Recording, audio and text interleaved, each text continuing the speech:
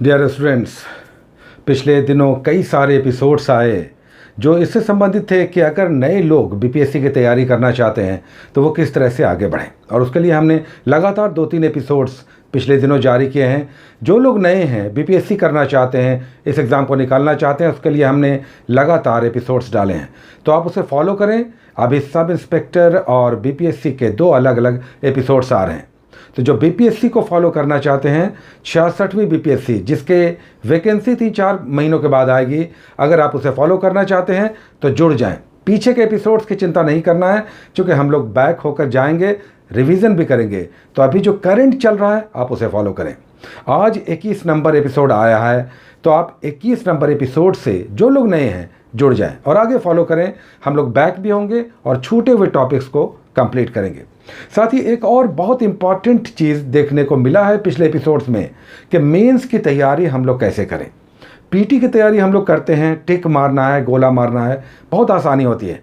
लेकिन जब आप पीटी के एग्ज़ाम्स निकालते हैं तो एक बहुत टफ, बहुत बड़ा हर्डल आता है मेंस का एग्ज़ाम, जिसमें आपको लिखना है। 900 मार्क्स के एग्ज़ाम होंगे और 3 घंटे तक हर पेपर को लगातार लिखना है। ये एक बड़ी चुनौती होती है। नए लोग इससे डिस्करेज्ड होते हैं कि पीटी तो निकाल लिया, मेंस की तैयारी नहीं हो पा रही है। इसका कारण यह है कि आप मेंस की तैयारी कभी करते नहीं। बहुत सारे लोग जो नए हैं, जिनके पास गाइडेंस की कमी है, वे मेंस की तैयारी यूजुअली शुरुआती दिनों में नहीं करते। इसलिए जब पीटी का एग्ज़ाम निकल जाता है तो मेंस की तैयारी एक बड़ी बाधा के रूप में सामने आता है। लेकिन कहते हैं कि जहाँ चाह वहाँ राह, इसलिए रास्ते हैं। आप केवल इच्छा शक्ति अपनी बनाए के रखें कि हमें इस एग्ज़ाम को निकालना है। बड़ा एग्ज़ाम है, आप अधिकारी बनते हैं, गजेटेड पोस्ट्स हैं, तो नेचुरली आपसे वो सारा परिश्रम ये करवा लेगा जो इस बड़े एग्ज़ाम के लिए ज़रूरी है। तो चलिए, ये सब एपिसोड्स आते रहेंगे, आपको हम रेगुलर बताते रहेंगे कि इन सारे एग्ज़ाम्स के लिए आप कैसे आगे चलें। कुछ बुक्स नेसेसरी है जो आप ले लें और कुछ घंटे स्टडी पर डिवोट करने हैं ईमानदारी से। केवल लाइनें पढ़कर नहीं बढ़ जाना है, बल्कि ये भी समझना है कि इसमें लिखा हुआ क्या है, इसके कंटेंट क्या है, इसका मर्म क्या है, एग्ज़ाम में किस तरह के क्वेश्चंस आते हैं। तो ये सब होता रहेगा, आपको सिर्फ तैयार रहना है बुक्स के साथ और कुछ घंटे स्टडी पे डिवोट करना है। चलिए आज के टॉपिक्स पे आते हैं। जो 21 नंबर टॉपिक है, जिसका हिस्ट्री का आज पहला टॉपिक है रेनेसां, जिसे पुनर्जागरण या सामाजिक, सांस्कृतिक, धार्मिक आंदोलन के रूप में हम सभी जानते हैं। यह 19वीं शताब्दी का वह समय था जब 1857 का महासंग्राम समाप्त हो चुका था, या उसके ठीक थोड़ा सा पहले की स्थिति, जब हम लोग आधुनिक भारत से संघर्ष करते हुए अंग्रेज़ों से एक नए युग में प्रवेश कर रहे थे, जो बाद में स्वतंत्रता आंदोलन के रूप में दिखाई दिया। तो ये टॉपिक दरअसल सामाजिक धार्मिक सुधार आंदोलन का है, जैसे ब्रह्म समाज, आर्य समाज, थियोसॉफिकल सोसाइटी, आत्मसम्मान आंदोलन। ये सब आंदोलन क्यों चले?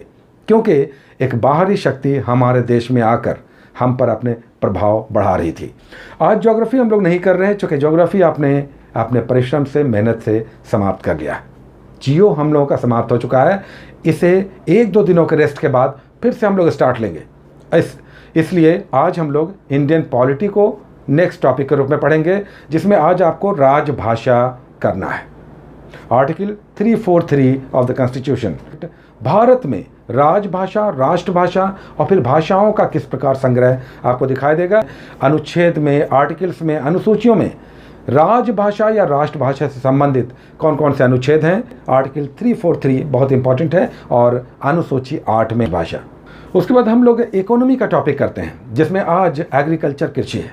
याद रखें कि एग्रीकल्चर, कृषि आप ज्योग्राफी में भी करते हैं और यहाँ इकोनॉमी में भी आप करेंगे, दोनों का कंटेक्स्ट अलग है। उसके बाद साइंस के 2 टॉपिक्स हम लोग करते हैं, जिसमें केमिस्ट्री आपका समाप्त हो चुका है, फिजिक्स हम लोग आज ले रहे हैं, केमिस्ट्री फिर से हम लोग स्टार्ट लेंगे।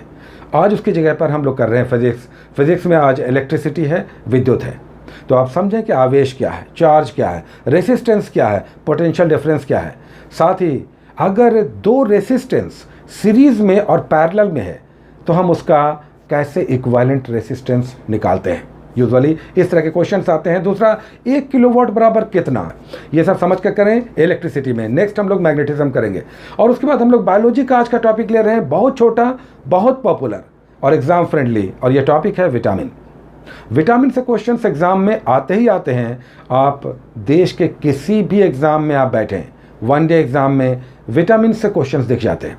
तो ये सारे विटामिन यहाँ पर आप करेंगे, इनके बायोकेमिकल नेम्स को आप समझें।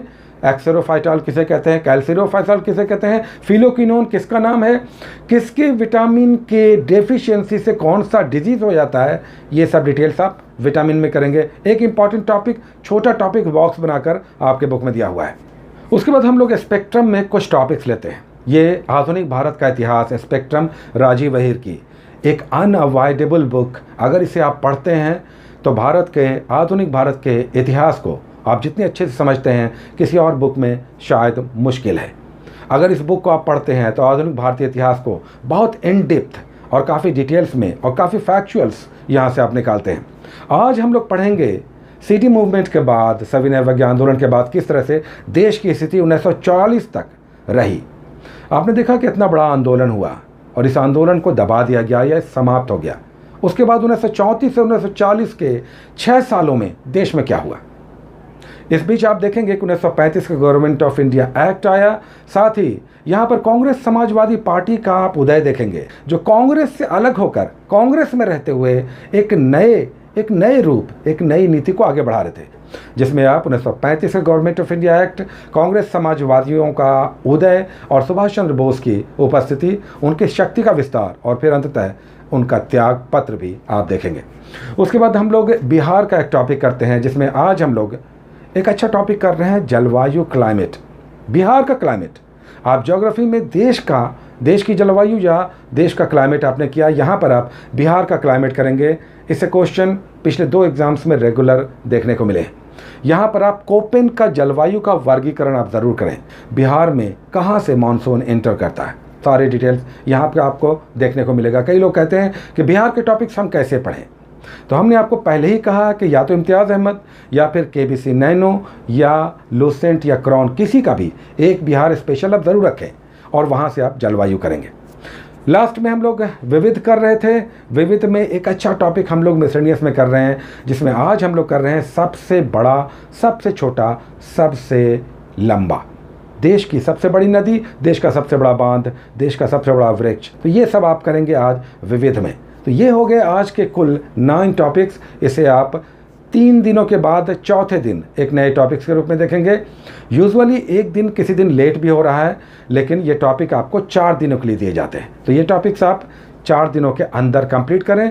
22 नंबर का टॉपिक चौथे दिन होपफुली आपको दिखाई देगा। Take care.